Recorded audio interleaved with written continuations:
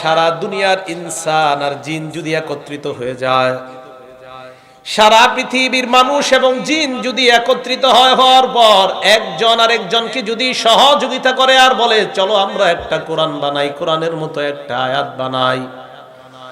সূরা বানী ইসরাঈলের ৮৮ নম্বর আয়াতে আল্লাহ বলেন, قل إن اجتمعت الإنس والجن على أن يأتوا بمثل هذا القرآن, সারা পৃথিবীর জিন ইনসান সবাই একত্রিত হয়ে যদি এই কোরআনের মতো বানাইতে চায়, লা ইয়াতুনা বিমিসলিহি, কোরআনের মতো তারা বানাইতে পারবে না।